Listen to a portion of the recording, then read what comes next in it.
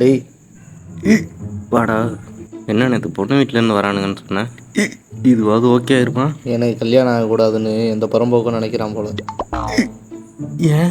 பொண்ணு வீட்டுக்காரங்கள்ட்ட நான் ஒரு குடிகாரன் பொம்பளை பொறுக்கின்னு எவனோ போட்டு கொடுத்துருக்கான். இது கேள்விப்பட்டதும் அவனுக்கு நேற்று மாப்பிள்ளை பார்க்க வரவே இல்லை. உன்னை பற்றி இவ்வளோ இட கூடமாக போட்டு கொடுக்குற அளவுக்கு ஓ மேலே ஒன்று பிடிச்ச வேமாண்டா.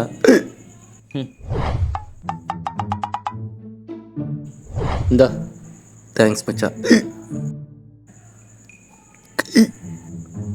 எனக்கு பொண்ணு நினச்சா கவலை தாண்டா இருக்குது. இதுவாவது ஓகே ஆயிருன்னு தான் நினச்சேன். இதில் என்ன சோகம்னா, எவன் என்னை பற்றி எல்லாத்தையும் போட்டு கொடுத்தானோ அவனே அதை நினச்சி வருத்தப்படுறதை பார்த்தா தான் காமெடியாக இருக்குது. பாத்தியா, விக்கல் நின்றுச்சு. ஆமாண்டா, உண்மையாலுமே விக்கல் நின்றுச்சு. இதுக்கு பேர் தான் ஷாக் ட்ரீட்மெண்ட். அடப்பாவிடே, நான் கூட ஒரு நிமிஷம் நீ கண்டுபிடிச்சிட்டியோன்னு நினச்சி பயந்துட்டேன் தெரியுமா? இல்லை